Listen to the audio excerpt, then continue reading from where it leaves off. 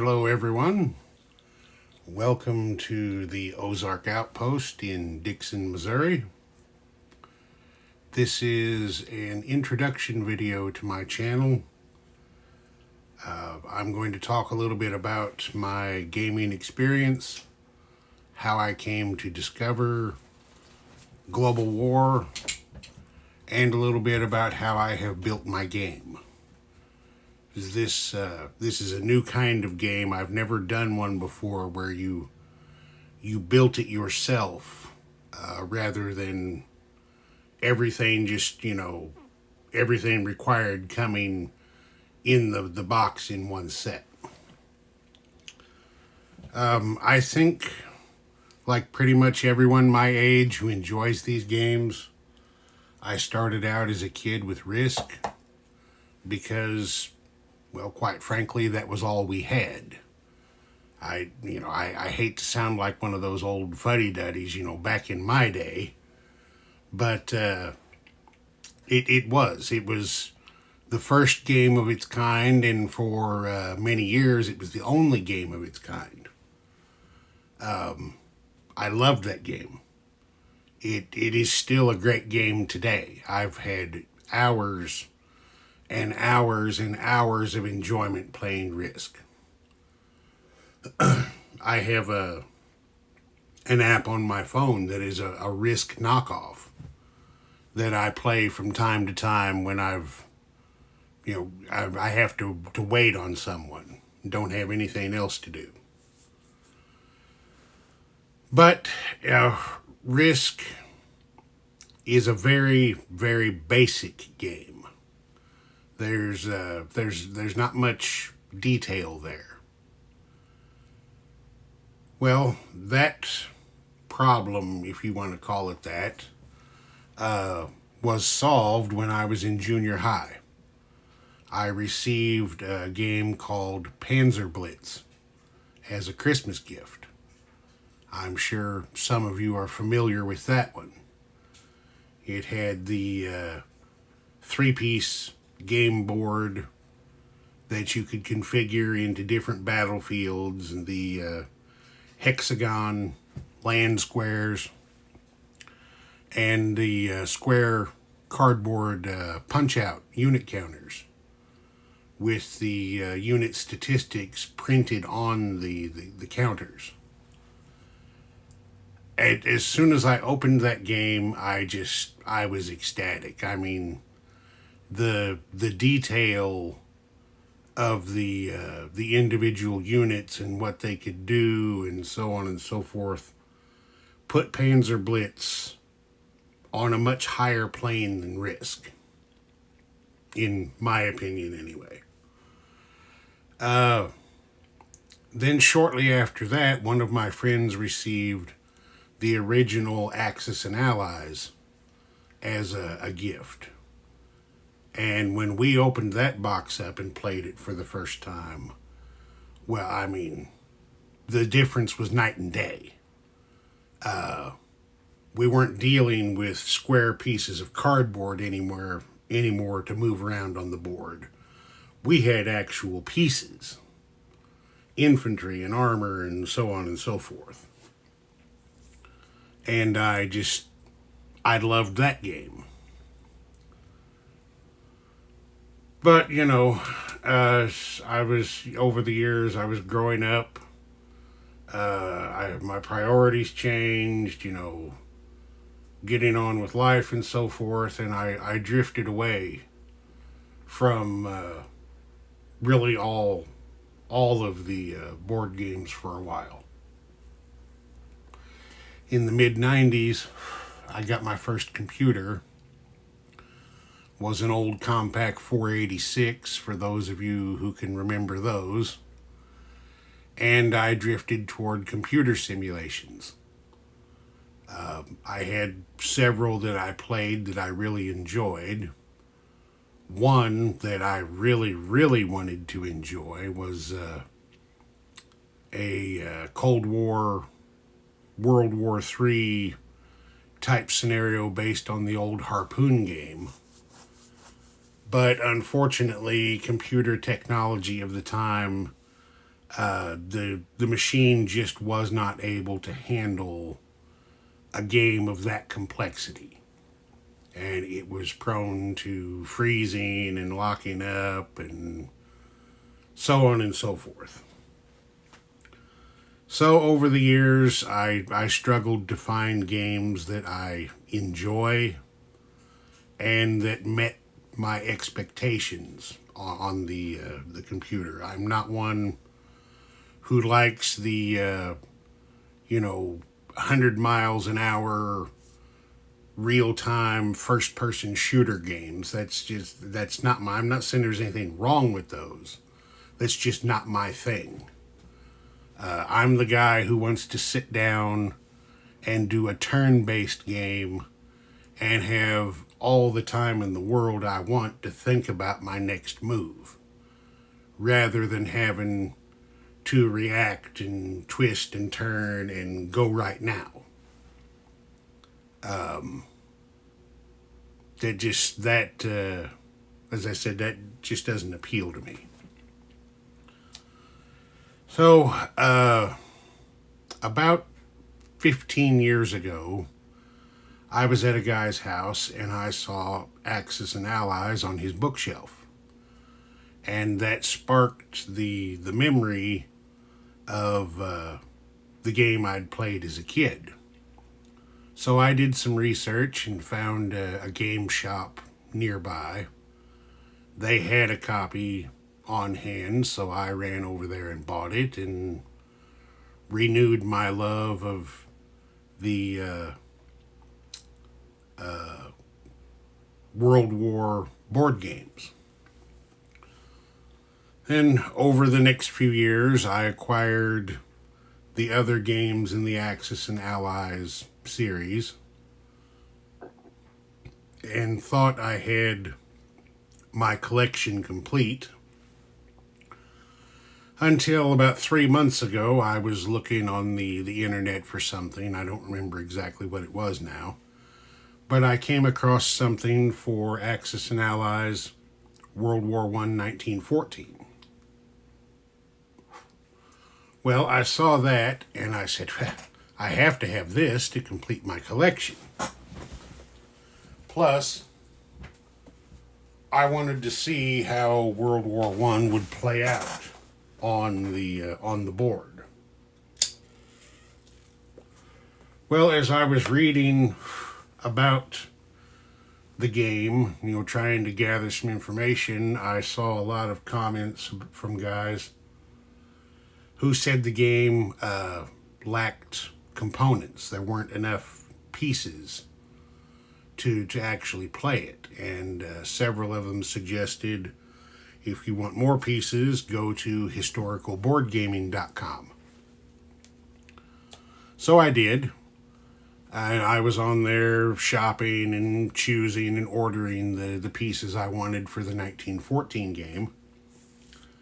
And on the home page, on the header at the top, I saw a tab that said Global War 1936 to 45.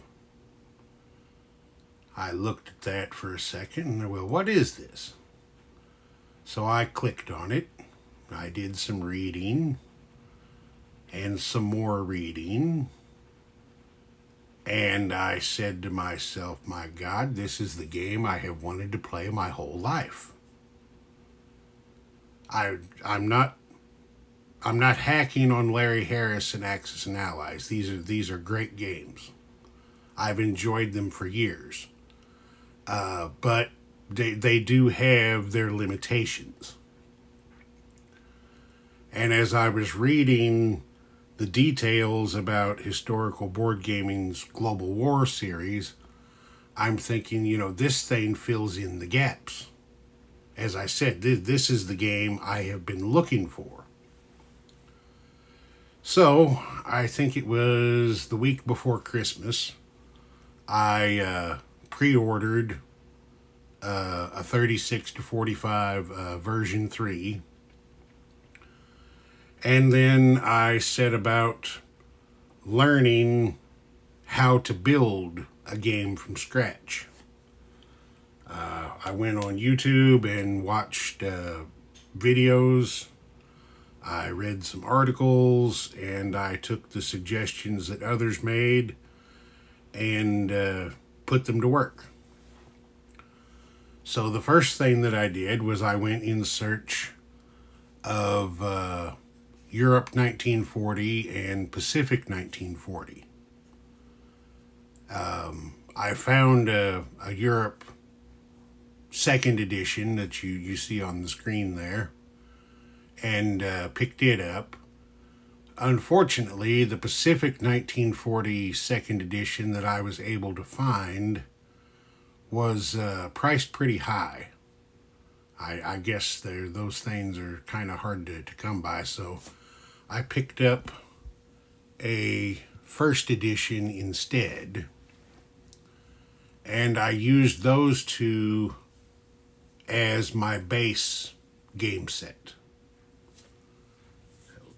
Beyond that, I got to looking at the pieces that I had, and I thought, well, I might need some more stuff. I don't know if this is going to be enough, especially for, Germany, the Soviet Union, because, of course, they only had pieces in the Europe set, whereas the United States and Great Britain had pieces for both sets. So I did some more searching, and I ordered what I thought was a revised 1941 game. That was what the ad purported it to be anyway. When it arrived, what I actually received, you can see it over there, was a Spring 42. But I was able to find pieces in there, of course, that I could use. So I added those in. Unfortunately, the pieces in that Spring 42 game for Germany were not black. They were the dark gray. So to solve that problem, I found a used copy of Axis and Allies D-Day that does have the black Germans that I was looking for. It also had the advantage of having the blonde-colored British pieces, which I decided that I would use for the Far East Command. Land units, anyway. It didn't have any naval units in that color, so I've decided I'm just going to use Royal Navy ships and FEC roundels to designate those. While I was looking for my Axis and Allies games to get pieces from, I came across an ad for a game called Attack. I looked at the pictures of it, and there were, I think 4 or 5 different colored sets in there, and the price was definitely right. So I decided I would buy that and use those pieces for my neutral countries.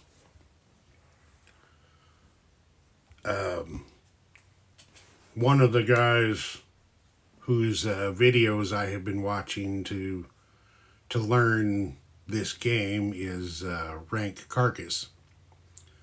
And he has different color neutrals that match up to which country they can potentially align with. That sounded like a pretty good idea to me, so I've decided to take it and use it for my own purposes. So, I don't know how well these are going to show up. Let me zoom in here a little bit. I don't know how well that comes across. Those are some dark green pieces that I'm going to use for nations that will align with the United States. There is some light gray that I'm going to use for nations that will align with Germany. Some red pieces I got out of that attack game that I'm using for the Communist Chinese, and I'll probably also use that for Siam. It aligns with Japan, and I believe, if I remember right, that's the only country that will align, the only neutral anyway, that will align with Japan. And I'm not worrying about anything to align a neutral with the Soviets, because I think there's only one, and it aligns automatically at the beginning of the game, so that's not a big deal. In watching these other guys' videos, I mentioned Rank Carcass. I've also watched videos by Hilltop Pillbox, General Hand Grenade, and Admiral Seabass. And I saw that some of those guys had their units color-coded. I'm looking at watching the screen, and I think, that's a pretty good idea. That's an easy way to tell pieces apart on a crowded map. I mean, let's face it, I don't see quite as well as I did when I was a kid, so I'll take all the help I can get. So I looked at what they had going on and came up with a scheme that I think will work for me. So what I have done here, I'll just show you a few of the pieces. There we've got just a regular British infantry on the left for comparison. Next to him, there's a white base. That's going to be my motorized infantry. Try to stabilize this a little better. Next to him, there's a blue base. Those are going to be Marines. There's an American Marine next to him on a USMC chip to make him an elite Marine, and I don't think you can really see it on this camera. But I also gave my American Marines a red rifle to set them apart a little bit. Then next to them, I took mechs and gave them a red top to designate them as advanced mechanized infantry. Then next to them, I've got artillery and an American self-propelled artillery with red gun barrels to make them advanced. That red, I realize it doesn't show up very well. When I was paint shopping, I just wanted a flat red and a flat yellow. And I could not find either one of those anywhere for a Vallejo acrylic paint. So what I ended up with was a lemon yellow and something called carmine red. I'm not really pleased with how either one of them has worked out, but I'm using what's available. Next to them, I have a British and American tank destroyer. I gave those yellow gun barrels because the open tops on the tank destroyer turrets are really the only difference between those and a regular armor. So I'm just trying to make them a little bit easier to spot. Then as far as aircraft go, there you see I decided instead of using the British Mosquitoes as tactical bombers, I decided to designate those medium bombers. Behind that one, you've got an American B-25. Next to them, you've got strategic bombers with red wingtips. And then next over, you have the same sculpt with blue wingtips. Those are going to be my seaplanes. Same sculpt again with white wingtips. Those are going to be air transports. And then you have, of course, the Sterling and the B-24, the heavy bombers, but I went ahead and gave them red wingtips and red tail sections to set them apart a little bit. And for my ships, well, back up a second. The tactical bombers and fighters I have not color-coded because the sculpts are different enough from everything else. I don't think I'll have any trouble telling those apart. The same with light, medium, and heavy tanks. The sizes and the designs of the sculpts are different enough that I can differentiate those on the board without any problem, I think. Then down here for ships, we have those are heavy battleships, red bow and stern and red masts.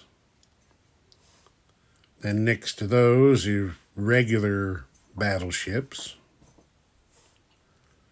Next to those with the blue masts, those are fast battleships. And moving down the line here, yellow bow and stern and red masts, those are battle cruisers. Heavy cruisers. Light cruisers have the blue masts with the yellow bow and stern. Now I realize this one is a British destroyer from one version of the game. I don't remember which, but I've color-coded it to make it a light cruiser. Next to those, I've got destroyers, then advanced submarines. There is a heavy aircraft carrier with the red bow and stern. And up here,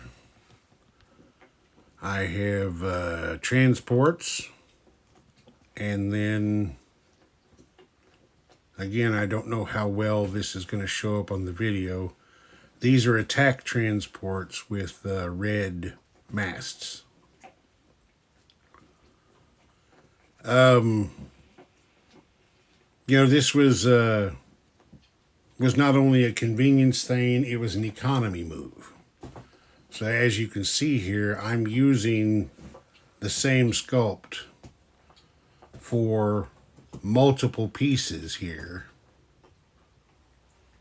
and just color coding them to designate the individual units. I mean, I'm using what I already had. That was part of the reason that I got that extra Axis and Allies set, was so that I would have extra pieces in order to do this. I figured it was cheaper than buying the all of the HBG sculpts. I have ordered some stuff from Historical Board Gaming. I'm very, very pleased with everything that I have gotten from them. The stuff they sell in their store is good quality. It's not cheap, shoddy junk. I posted a recommendation on their Facebook page stating such. I'm very, very pleased with everything I have gotten from them. But I also have to look at my own financial state, and as much as the kid in me might want to have, a special piece for every unit in the game, as My pocketbook says otherwise. So for the cost of a bottle of paint, or two or three, I'm able to make my own units. Now I don't laugh at my painting too hard. I mean, these things are not works of art. This is just a convenient way for me to make this thing work. I'm still actually working. When I get done with this video, I have more painting to do. I'm still trying to get everything ready to play. And over here you can see that's my commander's set. Gave them yellow bases to make them stand out on the board better. I'm working on some Vichy French. A few for the French and Free French. Those aren't really showing up very good. Those are Foreign Legion that are getting red bases to set them apart. I'm going to take a few of the blonde FEC pieces and give them red bases to make Gurkhas. Over here I'm painting up some pieces for the Dutch, just to give myself an extra neutral color to tell things apart on the board. So that's where I am at present.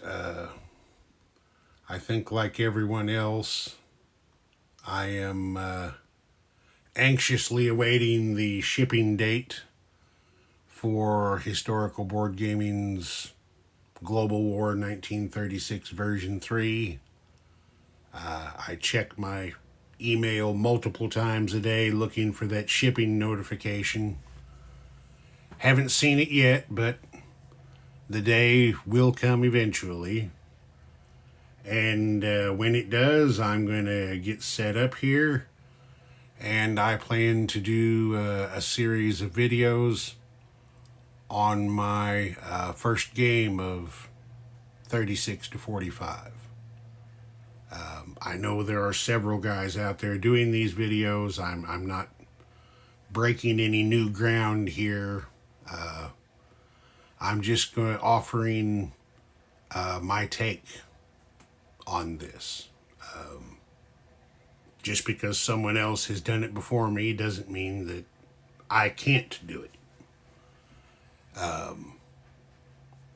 Others have scribbled words on paper for thousands of years before I came along, and that hasn't stopped me from trying that either. So I'm going to give this a go, and we'll see what happens. So until then, I'll bid everyone good day. This is Ozark Outpost, over and out.